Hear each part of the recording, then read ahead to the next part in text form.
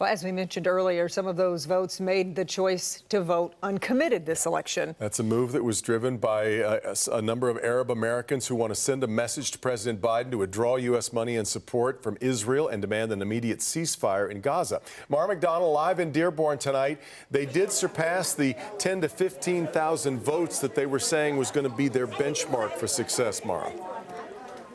Devin, they sure did. I mean, the last time I looked at the numbers that are rolling out of the state, we're talking about 37,000 votes so far. But however, let's put this into some context. Like our pollster has been saying all night on Local 4 Plus, it's about the percentage. You know, it is not uncommon to have, say, 11% uncommitted in a primary here in Michigan. Well, if you look at these numbers as they're rolling right now, we're talking between 14 to 15% uncommitted.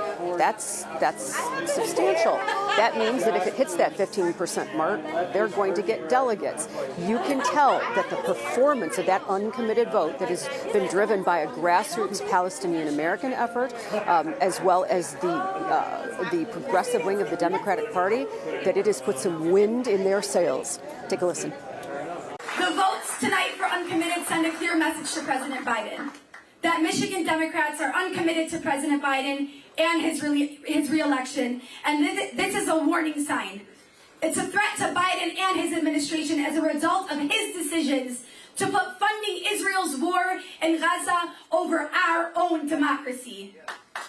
And this voting bloc within Michigan, let me stamp that we are uncommitted to you, President Biden, and your re-election efforts. That Biden, you must support a lasting ceasefire and stop funding Israel's war in Gaza. I want to say something else to the president. I don't understand why we would let the current prime minister of Israel set the bounds of the possible. That's right. That's right. That's right. This is not acceptable.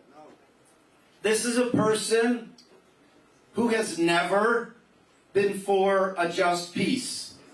This is a person who has never been for self-determination for the Palestinian people.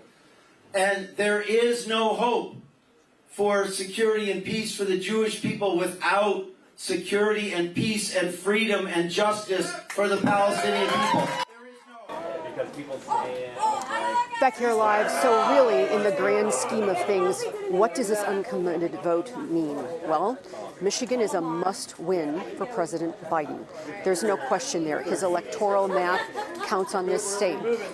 The polling suggests that it is going to be a hotly contested race here. He only beat former President Trump in this state in 2020 by a little over 2.5%. What happens in November if you have a substantial voting bloc of people who decide to sit on their hands? I can tell you we're going to see a whole lot of the president, of his surrogates. We're going to see a whole lot of former President Trump as well rolling through Michigan in the coming months. We are live in Dearborn tonight. I'm Mara McDonald, Local 4. Yeah, a lot to chew on there. All right, Mara. Now, we've got the full results from the primary right now over at clickondetroit.com. Our election coverage continues tomorrow morning on Local 4 and Local 4 Plus. We'll be joined by political strategists to discuss the results and what this means come the general election. Plus, we're also breaking down the important role Michigan plays in election season. Our coverage begins at 4:30 tomorrow morning.